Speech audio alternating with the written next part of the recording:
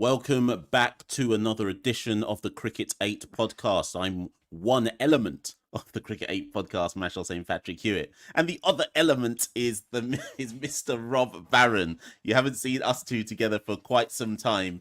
I've just come back from Trinidad and Tobago, Rob, having taken in at face value, if that makes sense, the West Indies versus South Africa Test match, which ended in the not often seen 5-day Test match draw. Obviously, the rain played a significant role in allowing that outcome to happen, but it made sense, Rob, given that I'd just come back, from Trinidad and Tobago, that we kind of chew the fat on that particular Test match and Test cricket in general, with regards to those two particular teams. So, I mean, let's jump straight into it, Rob. I don't know how much of the Test match you managed to see. Obviously, I'm sure you've caught some highlights at least. But inevitably, in some quarters, they'll see the result, and it always happens with West Indies cricket that people will be like, oh, maybe this is the sign. Maybe there's a chance that West Indies can turn the corner. They've just come off a 3-0 defeat against England. They've managed to battle through adversity against South Africa, and at all stages of the game they were behind. And when everybody expected that South Africa would run through them on the final day, they actually saw the game out with relative ease to hold on to the draw. Did you see any positives in that Test match for the West Indies, Rob? Plenty of positives. First of all, is Machel St. Patrick Hewitt becoming a bit big time, is what I saw. I saw you on the TV. I saw, was it Badri on comms that just stopped everything, stopped talking about the Test match and just spoke about you for like a whole minute? And your podcast, and it was very good of you to slum it with the likes of us on Cricket8 whilst you're basically taking over West Indies cricket. So you will be in charge of West Indies cricket if your trajectory continues the way it goes within 3 years. So it's good. These decisions are going to be up to you, mate. So that's good to know, and it was good to see your garms were on point as well. That was also good to see. But yeah, I did watch. I thought, and this is just me possibly being a bit romantic and getting a bit carried away, I thought they could have had a dart on the last day. And because they were finding it quite easy, and there was a bit when Holder was in and Alec was doing his thing, and you thought, actually, South Africa haven't got much more to offer here. South Africa were in, we thought we were going to win, kind of dropped anchor, sort of, they weren't that bothered. It was like, we thought we were going to roll the West Indies over here. And that partnership properly stood up. Louis did plenty in his 2-hour 25 balls or whatever it was, on and off. He did fine. I thought when that partnership was going, I thought maybe they could have a whack here, because the West Indies have done some silly chases in the past. But I think plenty of positives. I think it was disappointing, the England series, because the West Indies just mucked it up in the moments where they really didn't want to muck it up and got rolled. I think their lack of preparation for that, we spoke about that before the series started, they could have done with more prep. And they've come into this series on the back of a series against England, and they look more of a cricket team that know what they're doing. I think there's plenty of positives. I didn't have Warrican down as somebody that was going to be a decent Test match performer. Like, I've not seen enough. What is it? Slow left arm, not doing masses with it. He looked pretty good. His batting was way better than I thought it was as well. He stuck around in the first innings for what did he get? 35 not out or something? Yeah. That's a positive. I think when I first saw Carty playing, and when I first I did not have him down as a Test match number 3. And I think he is developing. You'll know more about all of these players than I do. But Carty looks like he has got something. He is at least got crease occupation there, which is something the West Indies have been crying out for in the top 3 when, Craig doesn't face 100 balls. And then Lara, whenever I hear Lara talking about who's the best West Indian player, he always says Athanaze. He's always says that. And it's like, he's the guy that's going to... And I'd never seen it. I've watched him playing in I can't even remember the names of these leagues that I'm watching, but I watched him playing in some mad T10 stuff like a couple of years ago. Thought, yeah, he's okay. Saw him playing a bit of domestic stuff, and you think, yeah, he's definitely got talent. But when you watch him playing in a Test match against South Africa, I'm never going to say the phrase other than in this way, deserved 100. But he played really well. that second dig, he looked like the business. And what the West Indies need from him is the realization of his talent rather than looking pretty and looking like he's got all the talent. He needs to start turning that into proper Test match innings. And I think that was one. I mean, that innings not only stopped South Africa from having a chance to win that game. At one point, if it was going to be anyone to win that Test match, it was the West Indies for maybe half an hour. A couple of boundaries. Did Holder hit a six, and then just kind of everybody went, no, that's it. That's quite enough. Yeah, of that. Let's shake hands. After the sixth, Bavuma said, "Yeah, that's it now. We'll go inside." I think it was 5 hours left. 5 hours. There's 5 overs left, and the light was rapidly fading. Right. And yeah, after that six, I think the umpires had told Bavuma, "You can only bowl spin." And he thought, yeah, that there's nothing. Similar to what you kind of said, I think the South Africans reached a point where they're like, wait a minute, we can't actually do anything here. Like, we can't prize it. I mean, Athanaze gave his stand away. He got to 92 and then probably, I think, noticing that the light was fading quickly, tried to reach his 100 quickly and scoop one out to backward square and got out for 92. But at that point that Athanaze got out, there was nothing doing. There was nothing really doing for South Africa. Now, what I will say is this, and I'm not going to try and pretend that West Indies dominated the Test match. They didn't. And like I say, Rob, they were behind throughout the Test match until the last day, where, I mean, South Africa set a target of 298 to win, and West Indies reached 201 for 5 before the day was called off. Now, it's worth reminding people that Machel Louis. So I'll just go through the numbers 2 to number 5. Machel Louis has only played 4 Test matches. Casey Carty was on Test match debut. Alec Athanaze has only played 9. Kavem Hodge has only played 6. Kurt McKenzie, who obviously had the torrid time in England, played 6 and then was dropped for Casey Carty. I guess from an outsider's perspective looking in, because I'm intrigued to see what you say here, Rob, because this is a question about the West Indies, but it also goes for any international side or any cricket side. No, actually, just international, because it's at the highest level. How long do you have to give a youngster, and by youngster, I mean youngster in international years, in terms of international experience, how many tests do you give them before you make a decision on are they good enough or are they not good enough? Mackenzie got 6. And they reflected on what happened to him in England and said, right, you know what?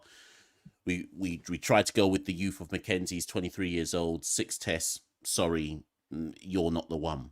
Casey Carty is 27. Machel Louis is 23. Athanaze is 25. Hodge is 31. But between them, they've got 20 Test matches. How many tests would you give a new batter before you made a kind of conclusion on them?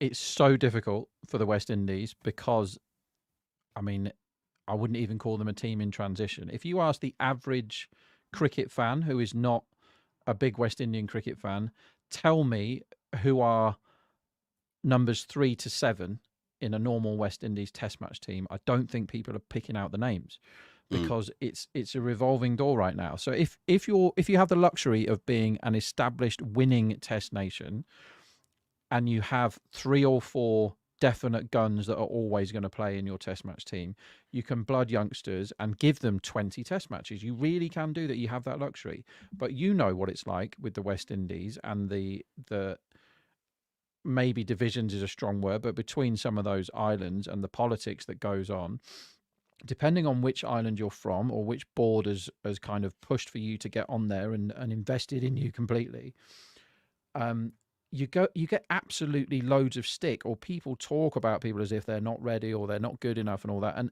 anybody can fail in England when you're undercooked and haven't got experience in England in a Test match series against the swinging ball, right? It's conditions that don't happen anywhere else in the world, basically. It's not enough to judge somebody on 5 Test matches or 6 Test matches. It just isn't. So what the West Indies need to do is be very clear, accept that they might not win for a while. Accept that they need to get a recognised team on the park.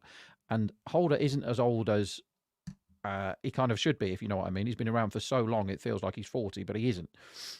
Holder, De Silva, fine, holding it together. Roach is still, patching up his knees.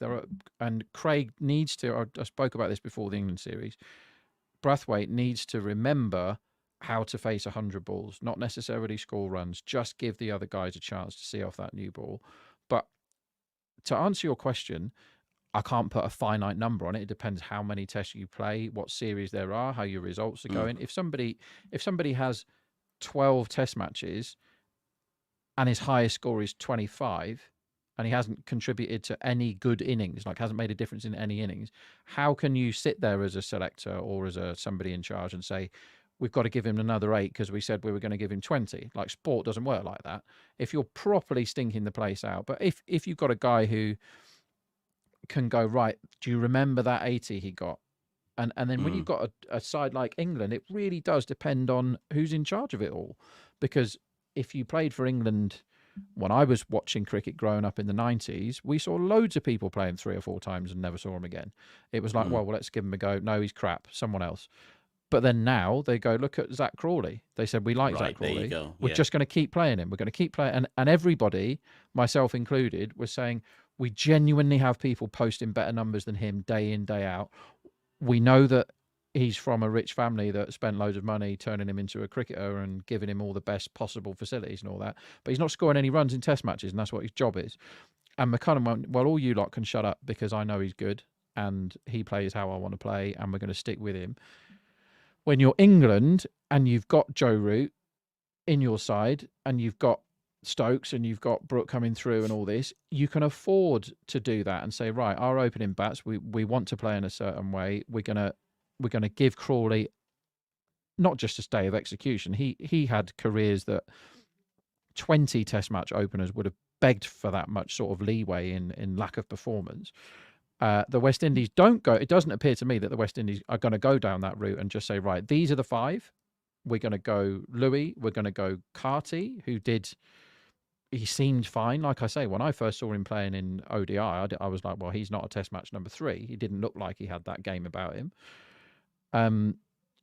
There is a bit of what's happened to the ones that have fallen by the wayside. Like, where's Chanderpaul?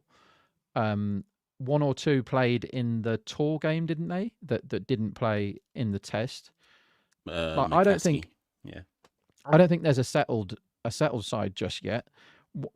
To answer your question, it's impossible to put a number on it. But when you see somebody as a coach or a selector getting a performance out there, like an innings that may not look like much on the scorecard, but genuinely change the course of a test match, that's the guys that you want to stick with. Do you remember when the conditions were really tough and he stuck around for 3 hours and he blocked out this amazing spell from whoever? Test match, it's not like a T20 where you've just got to change the game. You've got to do something that gets you over par or do something with the ball that stops the other side or whatever. A test match, the conditions can be completely simple for a whole day for batting. And it's like anybody could go out there and just not get out for a whole day in some of these test matches we watch now. Other times it's hooping round corners or it's spinning sideways or your team's 4 down and are massively under it and then somebody comes in and digs them out for a few hours. Those things aren't noticed on scorecards. You could never look at a scorecard in test match cricket and know how somebody plays. So that's where it's up to the guys that are running the side to make those decisions and go, right, we've identified that this guy is good enough. Athanase looks the business to me. Haven't seen enough of the other guys that you've mentioned, not seen enough of them in test match cricket to make any kind of assumptions. Who do you reckon's the locks going forward?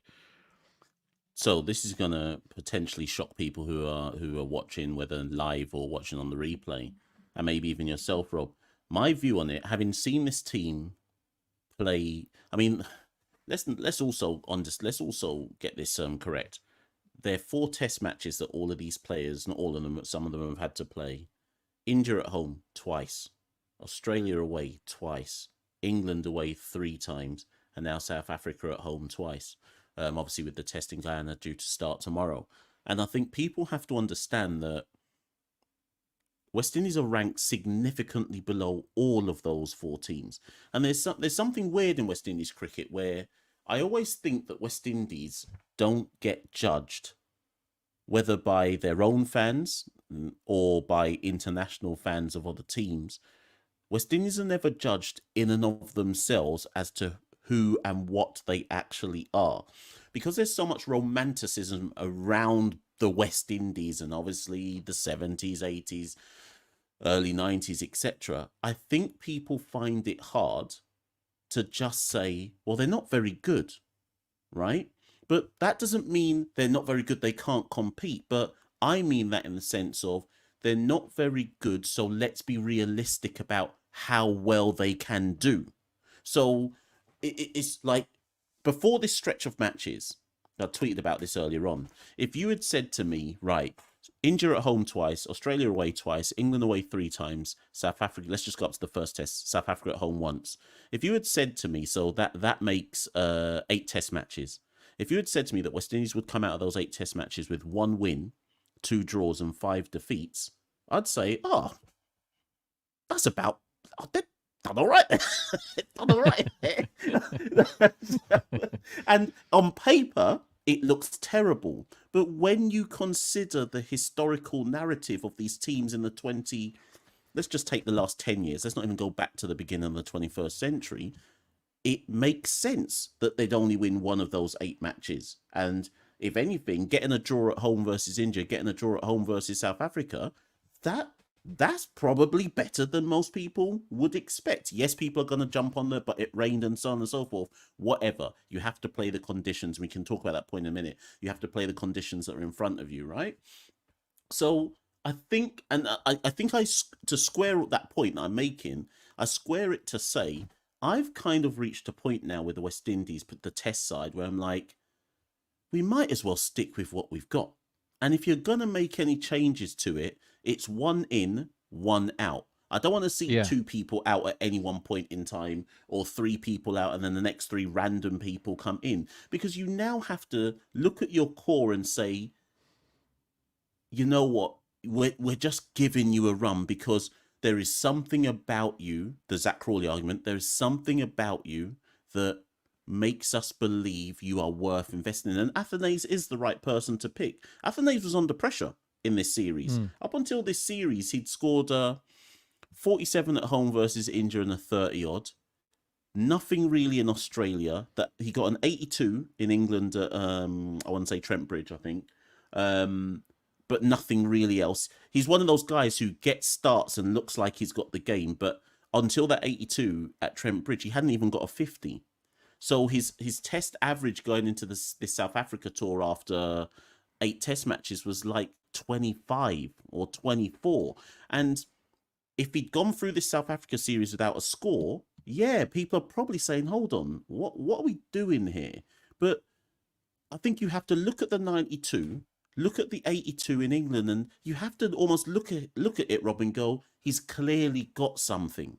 And it may not always come to the fore, but we might as well invest in it, because you don't score 82 away versus England and 92 at home versus South Africa, which was the highest score in the test match, by the way, out of everyone on the pitch. You don't do that unless you've got something. So what's the point in holding him to a bar of, well, he's not averaging 35, so therefore we've got to, like, I think we just have to now stick with them and see how far we can go. Or is that naive?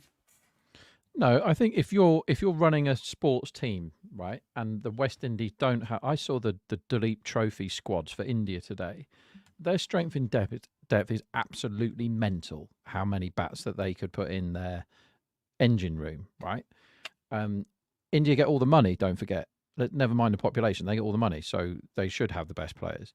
So the West Indies don't have that luxury. And if you're putting a sports team together, you can only go with the resources that you've got. And if you've got, let's say there's 10 guys who could be the 3, 4, 5 for the West Indies. Let's say there's 10 young West Indian cricketers, and you could rattle off the names. It's up to the selectors, it's up to the people that are running the West Indies cricket to identify the 3 or 4 of those guys that they want to go with, right?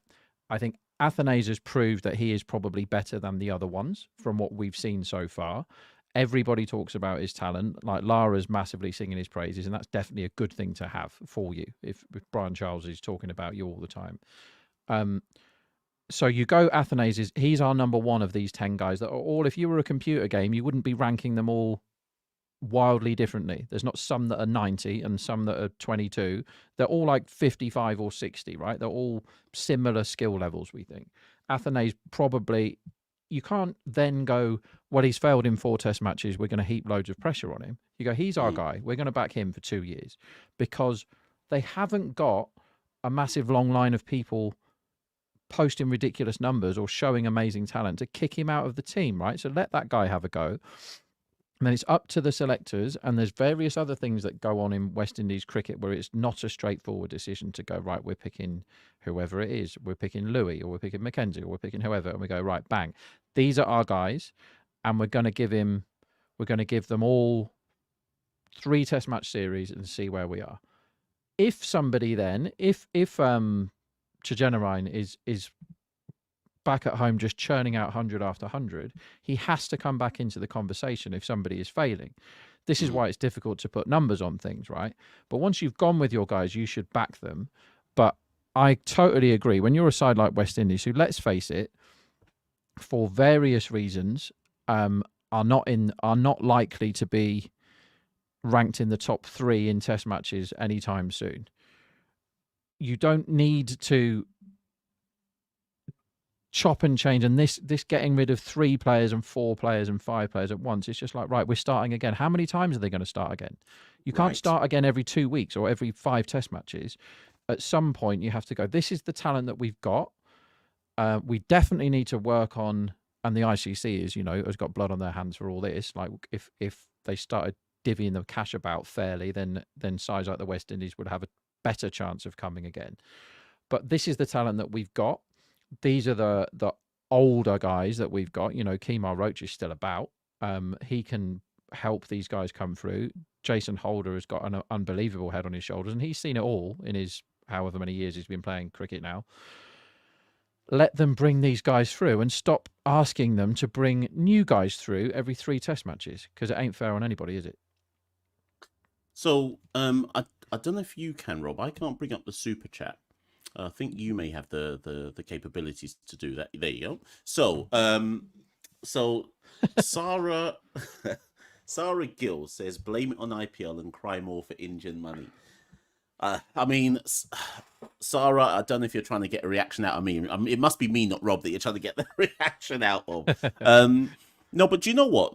Let me try and address that point. But and thank you for the super chat, though, Sarah. Let me try and address that point more constructively than you think I might, which is that, one, it's... Do you know what I will blame on IPL?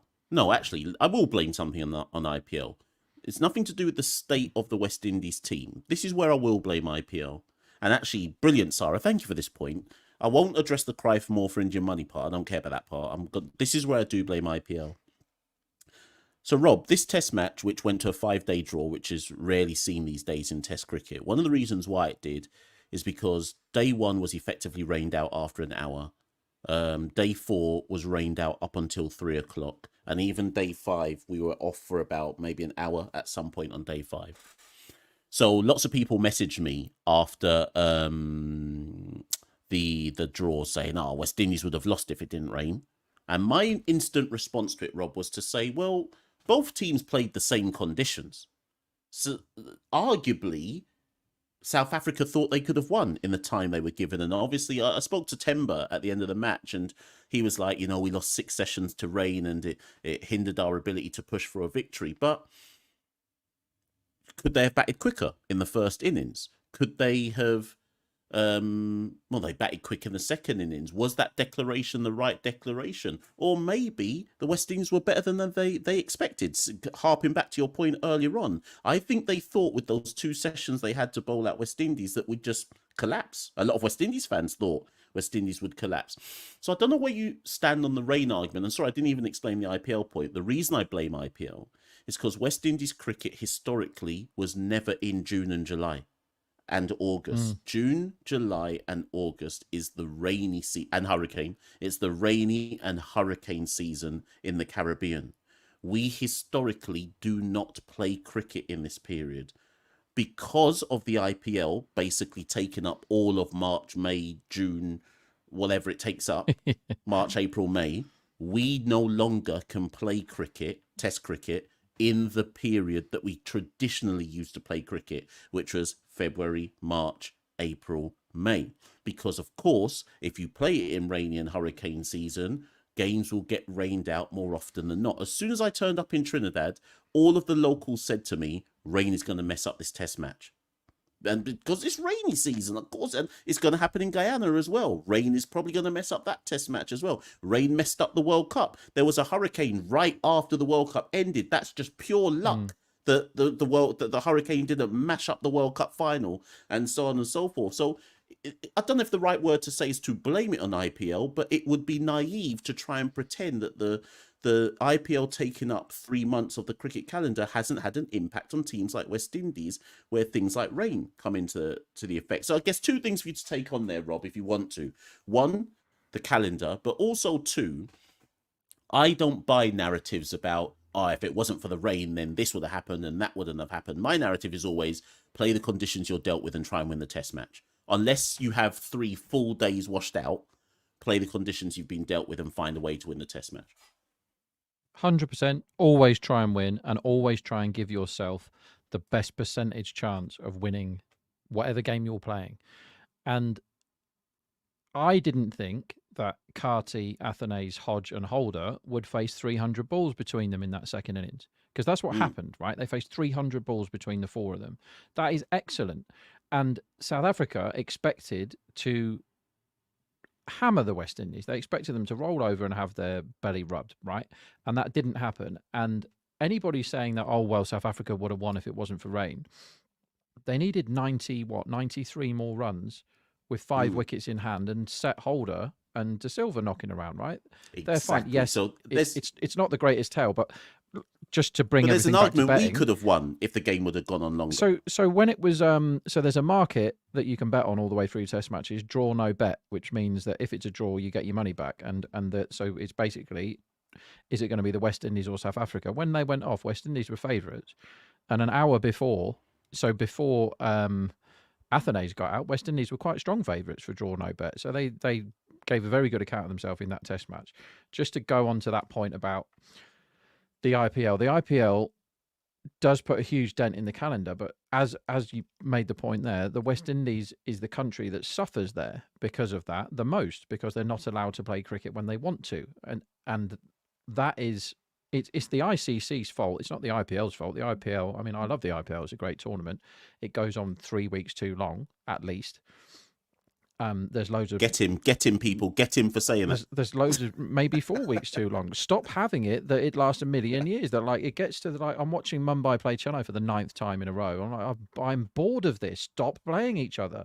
I want to see some other stuff. But it makes a big dent in the calendar. The West Indies then have to play in the rainy season, and people moan at them when there's draws. Give cricket a chance. The ICC is to blame for all of this because they sold their soul and they took all the cash.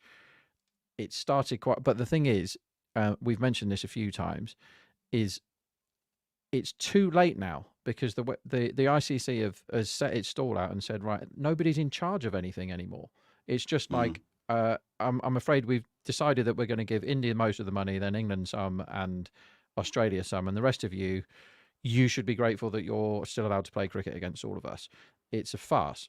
Cricket is a total joke. I mean, you look around at most sports and you can pick holes in them. And, I had a great time watching the Olympics in the last month. And there's all sorts of nonsense going on with the Olympics and how some countries don't pay their athletes and some of them give them basically the keys to the city if they win anything or all the rest of it. It's all nonsense.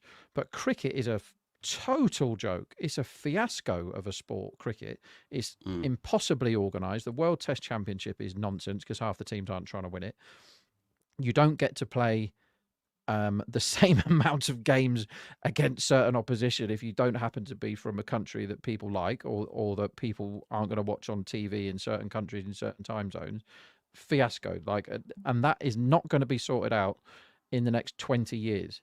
Because they've accepted that all they want is cash. And this comes down to about 20 guys probably and girls, like 20 people just getting richer and richer by staging nonsensical, nobody gives a shit T20 competitions that are hammering what cricket started as, which was watching test matches, or giving a product to people that isn't just let's give you something to watch for 2 hours and then you can talk about it on TikTok or whatever people do now. I don't know any about any of that stuff, but test match cricket is still brilliant. And when you go and I mean, we bumped into each other at, was it Lords a few weeks ago? Lords, yeah. It's a good experience still to go and watch test match cricket. I'll be there at Old Trafford in a couple of weeks to watch Sri Lanka. Cricket needs to be very careful that test matches don't go out the game. But yeah, the IPL is to blame for a lot of things, but it's the ICC's fault for selling its soul and getting in bed with the devil.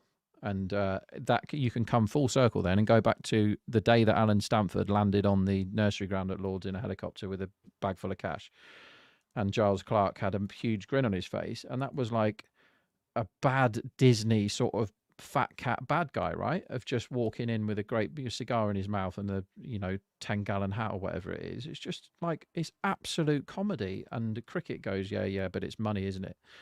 And as long as money is the be all and end all for those 20 people, the rest of us have just got to wait and ride it out and get what cricket we're given. And that's basically it. Well, Rob, that's a great way to kind of to end it.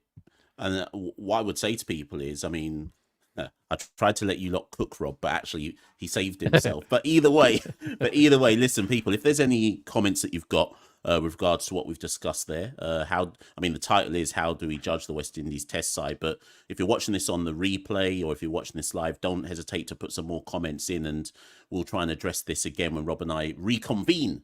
Probably a week from now or maybe later this week to chat some more on cricket. But as ever, like, share, subscribe, people. Cricket8 Podcast, every single pretty much day and week. Content coming out of your ears. Like, share, subscribe, and we will be back very, very soon.